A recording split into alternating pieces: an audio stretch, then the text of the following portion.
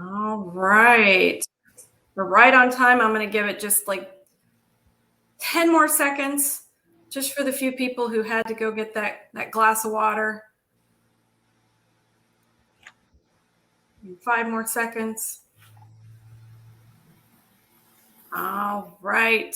Welcome, everyone. Welcome and good afternoon, good evening. I think we're past the good morning side of things. We're super excited to have you all here with us this afternoon. My name is Jen Henderson, and I'm a senior consultant with Sercante, and I'm going to be moderating this session today. I have the pleasure of introducing Dan Komin and Alexaya Learner, both from Laserfish. And they're going to be talking today about engaging customers throughout their life cycle with Engagement Studio. I'm probably the most excited person on this call today. So without further ado, I will pass it over to them. Thank you, Jen. Hello, Marjorie, and thank you for joining our session today, engaging customers throughout their life cycle with Engagement Studio. My name is Dan Komin. I'm the Director of Demand Generation at Laserfish. We're an enterprise SaaS technology company. I am joined by my colleague, Alexaya Learner. Alexaya is our Senior Manager of Marketing Operations. You'll hear a lot from her today. She's our Pardot guru at Laserfish.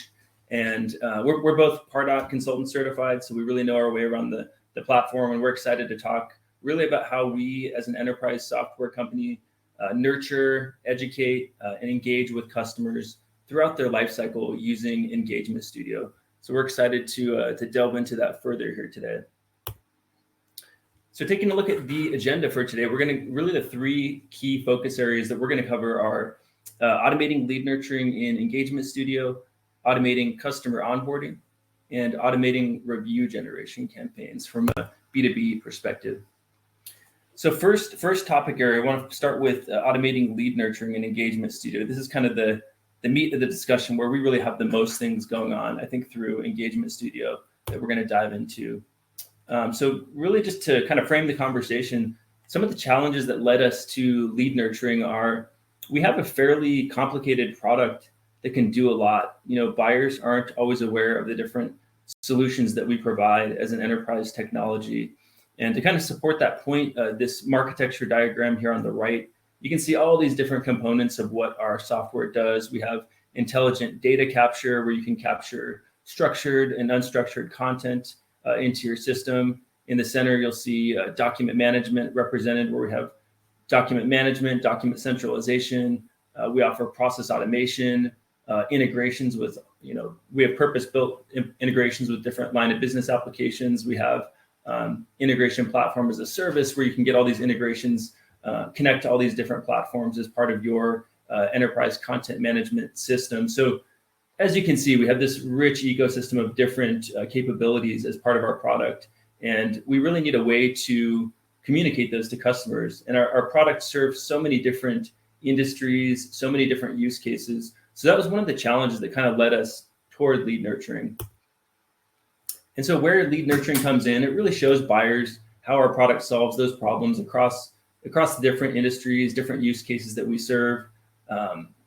And we really launched engagement studios with different product and industry branches, as we call them. So we can really serve the right content to the right audience at the right time throughout their journey. And so with that, I'll kick it off to Alexaya to kind of talk about how this is structured in Engagement Studio. Yeah, so hi, everyone. Here you can see our data diagram, something that we've kind of drawn out prior to building in Pardot. So our process for really kicking off this project first was to take a step back from Pardot itself and categorize all of our content into these different product categories or industry categories, which made it super easy to design email content as well as figure out which landing pages should connect to which branches. And I highly recommend that. And then we actually drew this out on a whiteboard originally. I still have the pictures on my phone from the conference room when we did, and really thought through how the data should flow before we ever started building in Pardot. And that gives you a roadmap that makes it super easy to build. And so on this next slide, we'll see up at the top kind of the breakdown of the different parts of this. Up at the top here, we have the 3 different data sources that feed into our nurturing program. On the left, you have here the form handlers and the Pardot forms, which I'm sure most of you are familiar with. And we use completion actions on these to tag prospects as they're coming into the system, which feeds into this engagement studio. On the right side, we have our list imports, which we do tons of third-party engagements, trade shows. We're doing imports all the time. And when we're importing, we build these into lists and tag those as well to feed into the program. On this next slide, you'll see in the middle, we do some data filtering to make sure we're targeting the right audience. And I'll get into that in a future slide. On this next one, you'll see down at the bottom here where these are the actual branches where the emails are being sent. And there's enrollment lists at the start of each branch that we're comparing the prospect against to make sure we're sending them down to the right content. So on this next slide here, you'll see what it actually looks like in Pardot. It's a lot, and I don't want to overwhelm anyone. It does go from right to left, which takes a little bit of getting used to read, but it does end up looking like a real monster. And you can see each of these individual branches are actually kind of clear to see here for each of those pieces of the flow. So on this next slide, we'll start breaking it down piece by piece. So that first one where we started off, so all of those tags are feeding into that start node at the very top. We do have some suppression lists there, but our Pardot instance for our business holds several databases. So we have customers, leads, resellers, they're all in the same Pardot database. So we're constantly double, triple checking to make sure we're getting the right audience, no matter how we're building lists. So we do have a couple of data checks here to make sure we're pulling out those customers that we don't want to send down nurturing. And we love complex rules. When we originally built this several years ago, those were not a thing. So there were about 10 more different data checks here. Now you can combine them all into complex rules, which keeps it a lot cleaner, makes it a lot easier to manage, and is visually just a lot more appealing. And so we do use that tag to bring people in, and we remove it when they leave. This next section is where we start topic checking. So those same landing pages that enroll people into the flow are also on some dynamic lists for each of the product topics.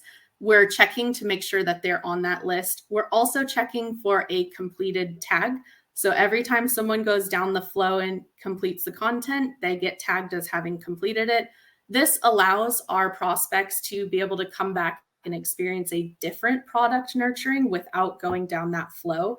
And this is important in our business because someone may come download a piece of document management asset that we have, and 3 months later be interested in integrations and fill out a completely different form as they're going through the long business cycle that B2B companies have.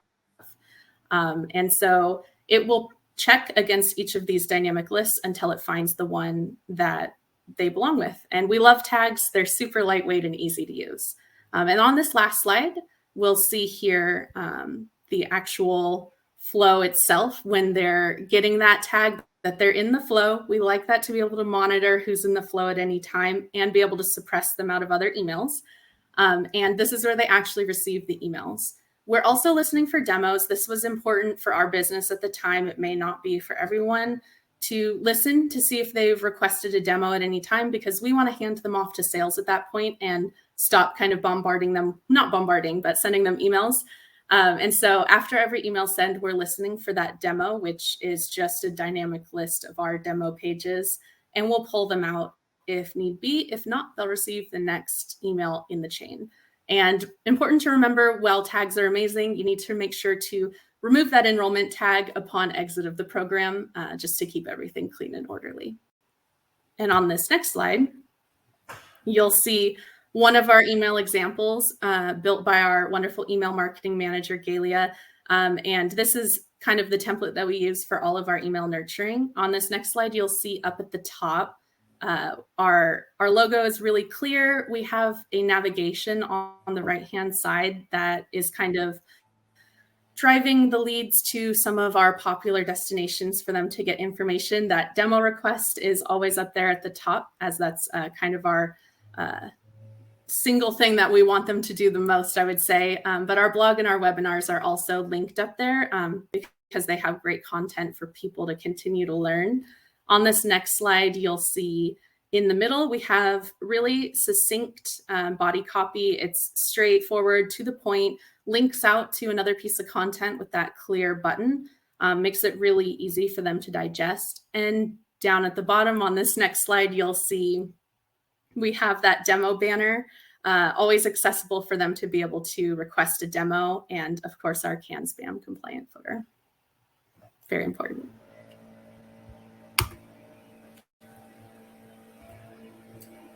And so Alexaya, she talked about how all of the the interworkings of the different engagement studios. And now I want to get into KPIs, really how we judge success of all of these automation programs. So first and foremost, like Alexaya talked about, demo requests. As a B2B software company, that's a super important key performance indicator for us. How many of these leads are interested enough, engaged enough to want to interface with sales, to want to see a personalized demo of Laserfiche, see the software in action. So that's really kind of the chief KPI metric that we think about. Another one is unique click-through rate. How interested is the prospect in the content that we're offering? At what rate are they clicking through? We can compare that across different destinations that we're sending our prospects to through Engagement Studio.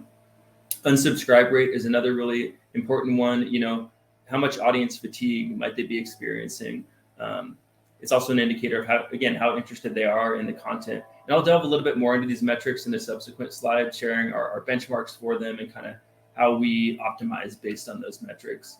But in the meantime, I did want to really float a question to the audience. Really, what KPIs do you use to judge success in your email marketing automation programs? Obviously, that can vary based on your business model, B2B, B2C. But we'd love to hear in the chat any KPIs that you use to judge success, whether you want to share those right now, or we could also comment on those later as we get into our Q&A section. We'll have about 10 minutes for Q&A at the end of the session. It looks like Miranda wrote qualified leads to sales is one of the KPIs they use.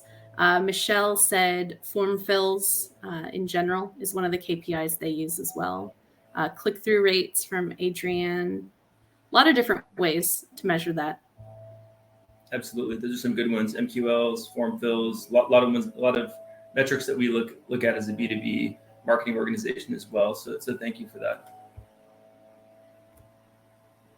All right, now I'll get into really how we optimize nurturing based on the different KPIs that I just went through. Sorry to flip around on the slides there, but really our approach to optimizing our email nurturing programs, we meet quarterly to review those performance metrics that I mentioned. We'll meet with our copywriter, our Pardot admin, that's Alexaya, our email marketing manager, Galia, and we really get together to see what's working, what's not, where can we optimize. One tip I'll give the audience, many of you may be aware of this as marketers already, but you definitely want to ensure that you have that statistical significance before you assess results. Our sweet spot is to meet, like I said, quarterly. We don't, as a B2B marketing organization, we don't have, I wouldn't say, at least compared to a B2C marketing organization, we don't have a massive email database where we're pumping in tons of data into our engagement studio. So for us, that sweet spot where we get that statistical significance is on a quarterly basis, but of course that can vary based on the business. So delving a little bit deeper into how we optimize our email nurturing based on those KPIs I mentioned. And I'll kind of share, what levers we pull for optimization based on what kind of results we're seeing. So if the open rate is low, we're going to test some different subject lines. Obviously, there's an inherent connection between the subject line and whether somebody decides to open. That's really the only thing that they'll see for the most part. They might see the subject line in the teaser copy, but really that subject line is what kind of drives the decision of whether they want to open or not. So if that open rate is below our benchmarks, which I'll share in a subsequent slide, we're definitely going to want to tweak that subject line, see if we can pique the reader's interest more. If click-through rate is low, we're going to want to test different body copy. Obviously that body copy is what the audience is looking at as they decide if they want to click through, take the next step in that interaction. And then, of course, if the open rate and the click-through rate are both low, really that's a signal to us that we're going to want to try just a different email entirely. Both things aren't working very well. They're not opening at a high rate. They're not clicking through at a high rate. let's try a different email promoting a different piece of content.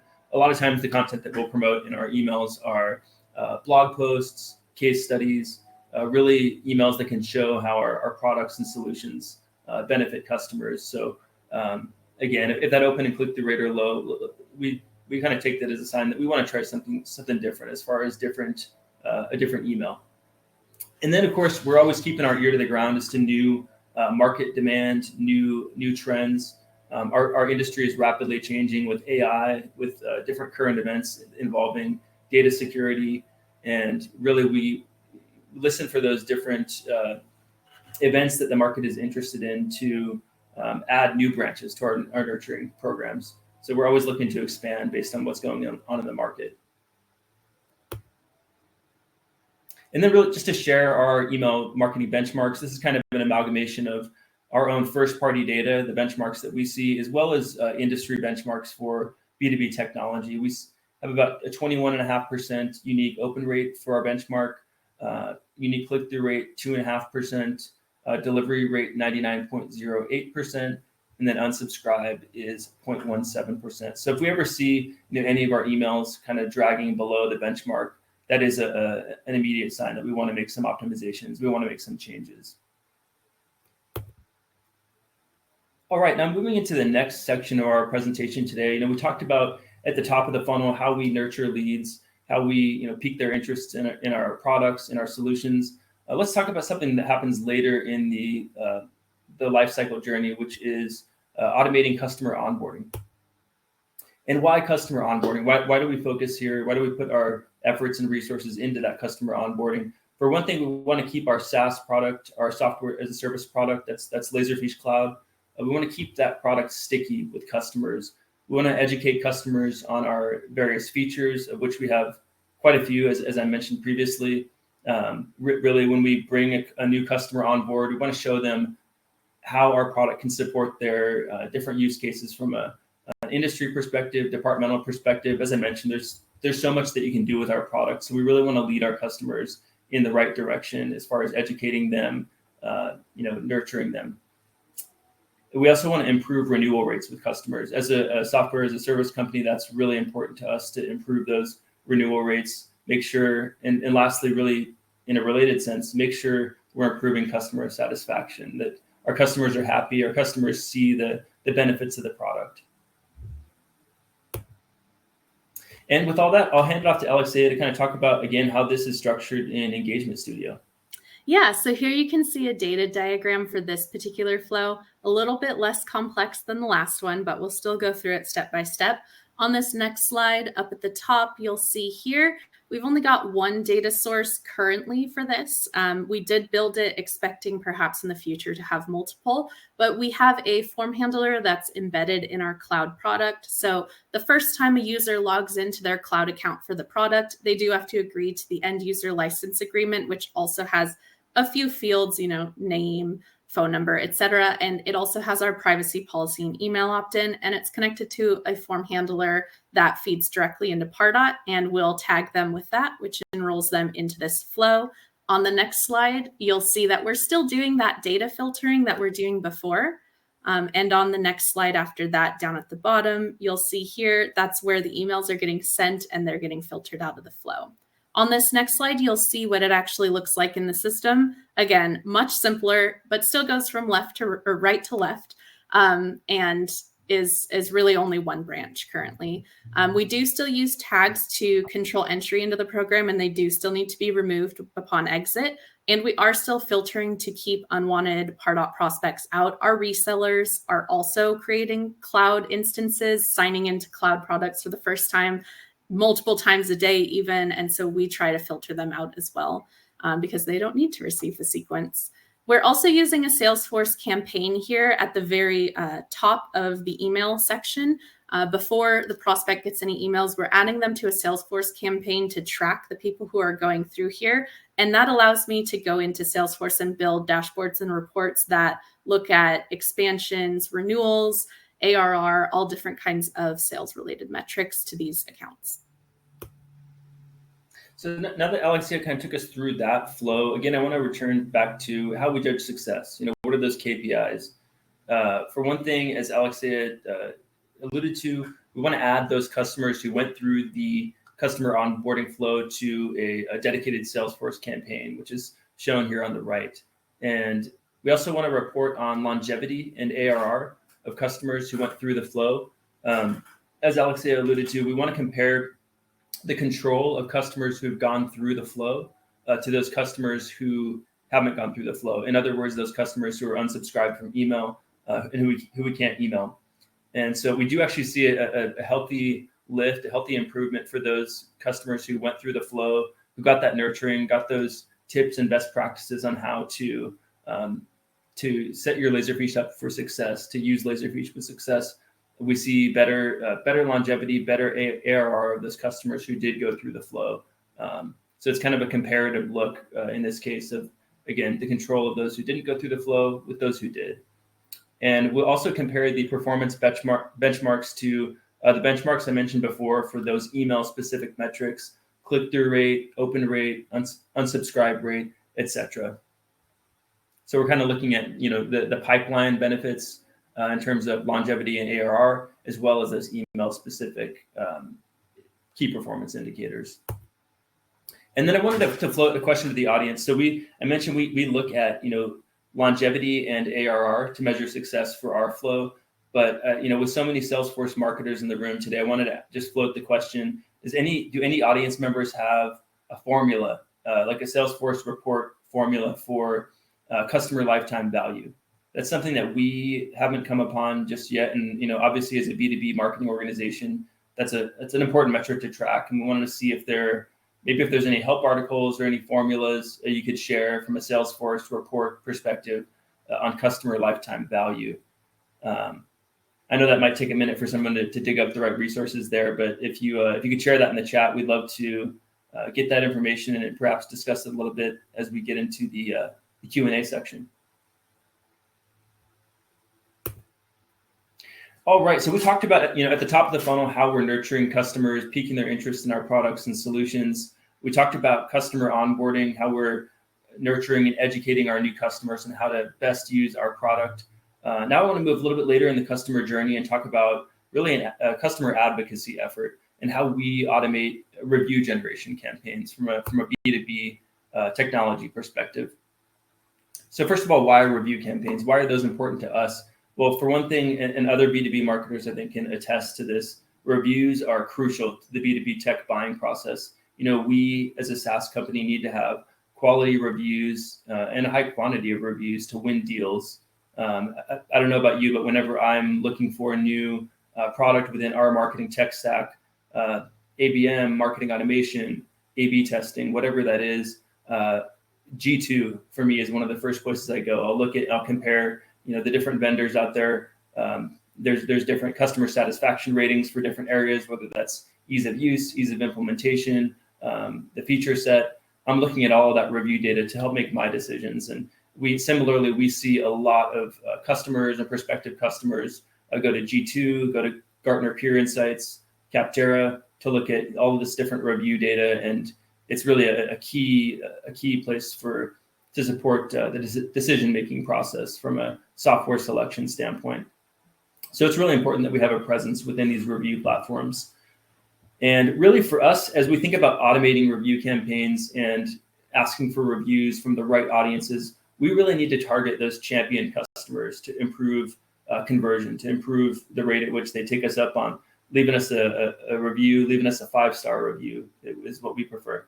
And so we actually use NPS, Net Promoter Score, 9s and 10s to target those customer champions. And for those who don't know what it is, I'll give a quick background, but NPS, Net Promoter Score, it is a survey of your customer health metrics. It's a question that comes up as a prompt within your product where you'll ask a customer, how likely are you to recommend a friend or a colleague to Laserfiche in our case? And they'll give you a score based on 1 to 10 of how likely they are to recommend your product. And there's the highest scores are considered your promoters, middle of the road scores are considered your neutrals, and then those lower scores are considered detractors, people those are your at-risk customers, your less happy customers. So for the purposes of this review automation campaign, we're really focusing on those 9s and 10s. We get a lot of 9s and 10s from happy customers, and we want to focus on them as far as having them advocate the business and really share a positive review for Laserfiche. So that's kind of how we think about how we target the customer champions as part of this campaign. And then I'll hand it off to Alexaya to talk about really how it's structured in Engagement Studio. Yeah, so we've got our data diagram for this particular flow. And on this next slide, we'll start up at the top, which is where our data is coming in from Salesforce related to NPS. So we use a platform called Delighted for our NPS currently, and Delighted integrates directly with our Salesforce instance, and that sends over the score that we got, any comments we received, as well as the date that it happened. And so all of that is getting synced over to Pardot, of course, as well. And so we're sending that into the Engagement Studio here. Down below that, on the slide after that, we've got our data filtering. We're still filtering out people that we don't want to receive things. And we're also doing a decision point here. So we target 2 different platforms, Gartner Peer Insights and G2.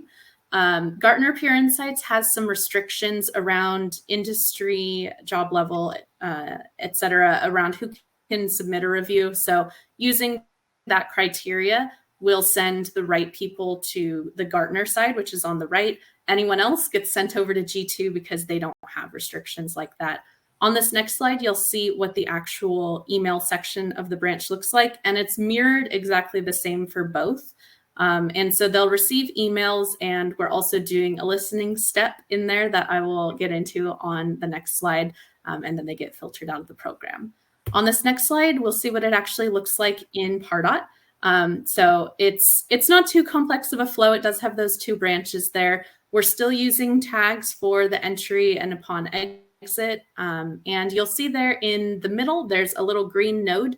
That's a listening step. So we send them the first email in the sequence, and then we're listening for a click on the review link. We don't have a full feedback loop with the review sites to know when someone's actually submitted a review. So the best we can do is listen for a click on that link. And if they don't click, we'll send them a follow-up email. If they do, we'll filter them out. This is just more to personalize the flow, make sure our customers don't feel like we're sending them emails unnecessarily when they already took an action or could be confused or really feel like they're getting an automated trip. We want to make sure that we're paying attention to the actions they're taking. So then, as a question for the audience, we talked about kind of how we use NPS to proactively identify who are those champion customers that we can bring into these email sequences. But wanted to pose the question to the audience: what data points do you use to identify your champion customers? And as is the case with the previous question asked, we realize this can vary greatly depending on your business model, whether you're B2B, B2C, what industry you're in.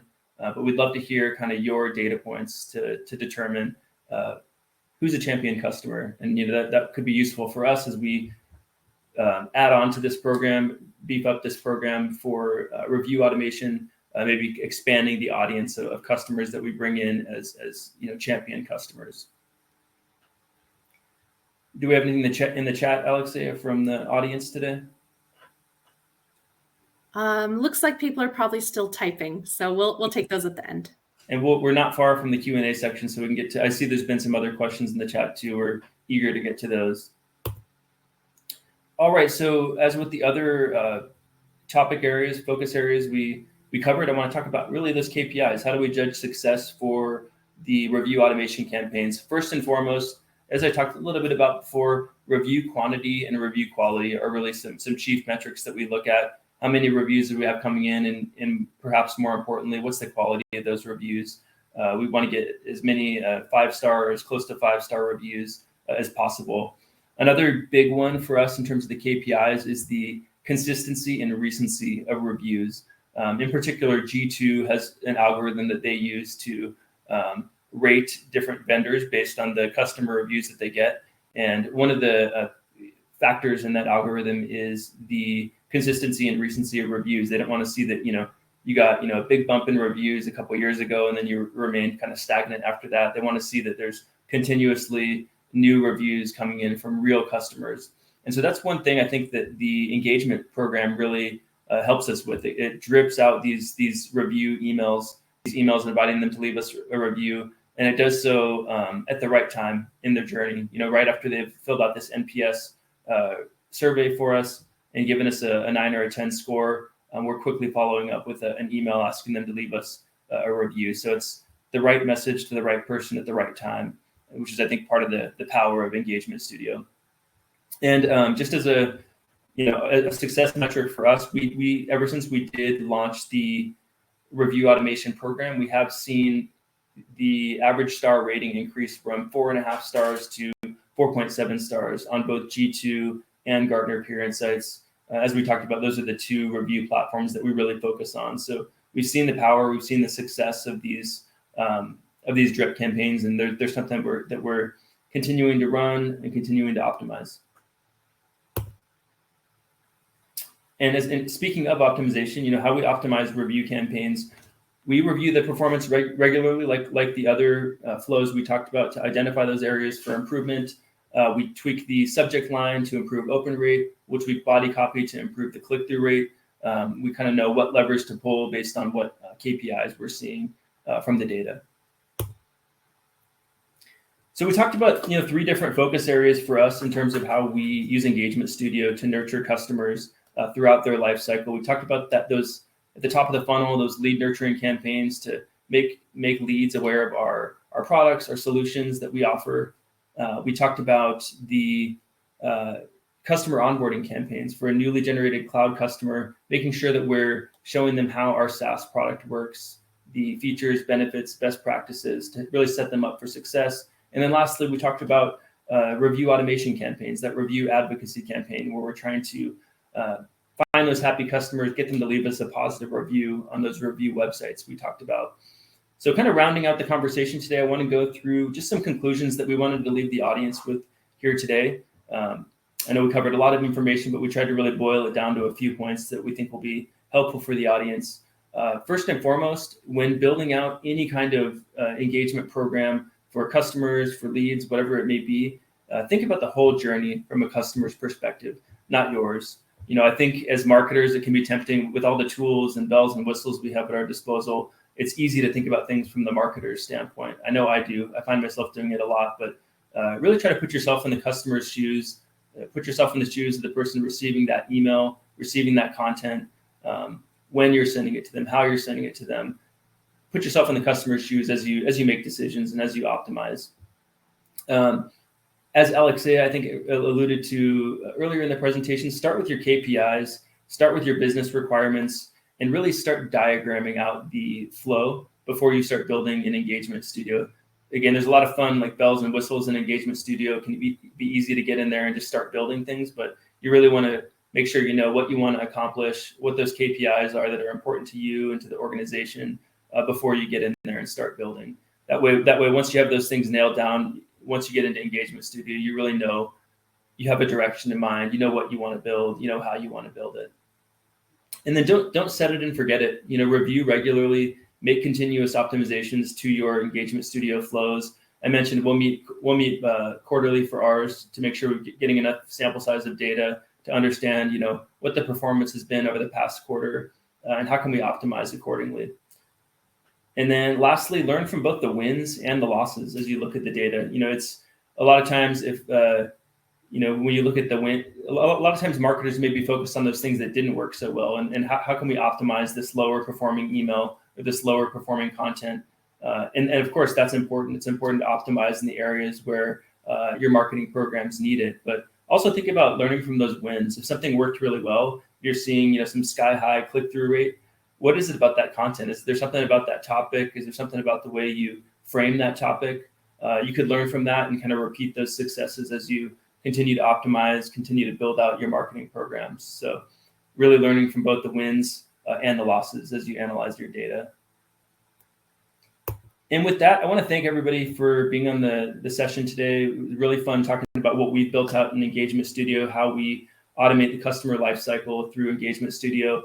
I've put a couple QR codes up for my LinkedIn, for Alexaya's LinkedIn. Feel free to reach out and connect with us, or if you have any questions that you want to take offline from the call here today, and I've included our email addresses as well here. But with that, I'll kick it over to Jen as we kind of get into the QA portion here.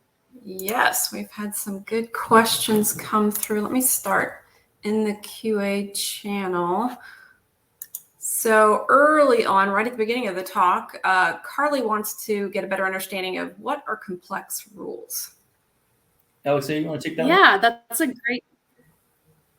a great question. So complex rules are one of the options for one of those nodes you can build in Engagement Studio. And what it is it just like when you're building a dynamic list in Pardot, how you can have multiple criteria that's built out with ands and ors. Complex rules are doing the same thing. So you can evaluate multiple data points within that one node, which makes it a lot cleaner than having to spread that out, say, with 5 different data points over 5 different yes and no nodes, which would lead to a ton more branches in your Engagement Studio and takes up a lot more space, is a lot more complex to maintain. And there is actually a performance limit for Engagement Studio of having, too many of those nodes in. So being able to combine them helps save some performance as well. Yeah, that was something we were like upvoting it on the Salesforce. I think it's the idea exchange of all the different feature requests that folks were making. We were having people internally help upvote it for us. We wanted those complex rules so badly. So the day that it came, we were able to really clean things up, really optimize things with complex rules. So they were a godsend for us. Yep, same here. Next question, also from Carly. And I hope I'm saying your name correctly. How do you decide on your marketing benchmarks? Are there certain things to look at? Yeah, I think really number one, we used our first party data to see those average click-through rates, average open rates, all the different, average unsubscribe rate, all the different averages that we see with our own first party email marketing data. And then we also combined those with some data points that we were seeing just from third-party websites on what are the average email marketing benchmarks for B2B technology, which is the category that we fall into. We kind of averaged out those metrics between those two different information sources. We wanted to make sure we were using our own data to set our benchmarks, our averages, but also rely on the data for from other authoritative sources and kind of use that as our North Star benchmark to compare ourselves against as we evaluate our email programs. Awesome. All right. Next question from Michelle. Is your SaaS platform connected to Pardot Salesforce, meaning users are pushed into Pardot for customer onboarding? In a way, yes, they actually are. So our SaaS product is connected via a form handler. So currently, and I think we have some plans maybe to expand where we're building this connection, but currently the connection is the first time the user logs into our platform, they are presented with a form basically to accept their end user license agreement. And that form itself is connected via a form handler into Pardot, which is fantastic. It means that the data is coming in basically in real time as they're signing into that platform for the first time. And it's really reliable for us to be able to use that as a trigger point for customer onboarding. Awesome. All right, I'm going to stop sharing. Let's mark that one as answered. And I think we had some questions coming in the main chat. Let me give it a quick scroll. I'm just going to start at the bottom here. What kind of content are you gatekeeping for form fills? Yeah, so there's a couple different ones. I think first and foremost, it is ebooks. We get a lot of ebook downloads across our website. Like our buyer's guides are one piece of content that's particularly popular, like document management guide, buyer's guide, process automation buyer's guide. We have a series of different buyer's guides that are really popular. Analyst reports are hugely popular as well. We'll purchase the publishing rights to reports like the Gartner Magic Quadrant, the Forrester Wave, Gartner Voice of the Customer report, and we'll gate those behind a landing page in a form. So those are the types of content that we'll get to get leads into the flow. Like 90% of our leads, the first touch is they're downloading content with us. They're not, as many of us know from the buyer's journey, they're not just coming straight in and asking for a demo or asking, for us to contact them. They're starting with educational research and downloading, those buyer's guides, those ebooks. So that's kind of that first touch that gets them enrolled into lead nurturing. And then from there, that's where we nurture them with different blogs, articles, case studies to kind of warm them up further, get their lead score up high enough to where they're marketing qualified and ready for sales to reach out to them. But yeah, it's primarily those forms of gated content, ebooks and analyst reports. All right, I've got another one here. Yes, I can pull it up. Cindy's asking, is it best practice to create a separate campaign for each engagement program? Yeah, so that is definitely an org specific type question. I think it really depends on how your Salesforce campaigns are set up. There's a lot of different ways to set up campaigns for your org, depending on where you want that marketing attribution to come in. Do you want it on the form fill? Do you want it website visits? There's a lot of ways to kind of decide that. And for us specifically, we don't have campaigns connected to every single one of our engagement programs. And this is just from the way we've structured it in our org, and also the fact that we built our lead nurturing engagement studio prior to setting up Salesforce campaigns. So it's something that we're definitely looking at for a future iteration of it. But I would definitely say err on the side of caution. If you think in any way you want to be able to connect the data from Engagement Studio into a Salesforce campaign, just make a campaign. Even if you have never used it, at least the data is there and it's collected. And if you do want it, you can go back and grab it. Yep, I agree. From Axel, engagement programs only let a person be added to a program once a day, given that you enabled that function. Is there a good way to work around that if prospects fit the criteria to be added to the program again? That's an interesting one. We specifically didn't really want people to be coming in more than once a day. So that's an interesting use case that I'd be really curious to hear more about. And I'm sure Dan would too. That's not something I've ever tried to specifically do. But I do know, as Tyler mentioned in the chat, there is going to be, instead of just day-long waiting periods in Engagement Studio, they're introducing hour waiting periods. I believe it's a minimum of 2 hours up to 8 hours between emails and actions. So that is something to look forward to that maybe would help with what you're looking for. But in terms of adding someone multiple times to the same program in the same day, I would defer to the rest of the Pardot experts here. Is there a way to do that? There's not one that I know of. Nope, not that I'm aware of either. But definitely shoot me an email. I'm curious about that use case and what you're trying to achieve there. All right, we still have another minute left. I'm scrolling through. A lot has been dropped into the chats, and so I'm just looking to see if I've missed anything. You still have time to ask a question if you'd like.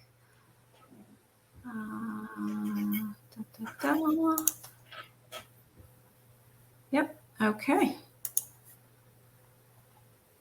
Looks like we are good to go. Fantastic. Well, this was a lot of great information. I enjoyed this. I'm certain that all of our attendees enjoyed this as well. If you haven't already, for all the attendees, be sure to grab quick scans of these QR codes so you can connect with Dan and Alexaya on LinkedIn. Dan, let's leave this up for just one more second here before we go to the other slide, but just know that you have more sessions to attend this afternoon after this one, and then tomorrow's a full day, and Friday we've got a lot going on as well. So lots of good stuff coming up for all of you. All right, let's go back one screen just so I can give our sponsors one more shout out. Thank you so much to all of our incredible sponsors. They make all of this go so much more smoothly. And I hope everyone enjoys the rest of the conference. Thank you so much, Dan and Alexaya. Thank you, Jen. Thank you, everyone. Thanks for having us. Thanks. Bye. Bye, everyone.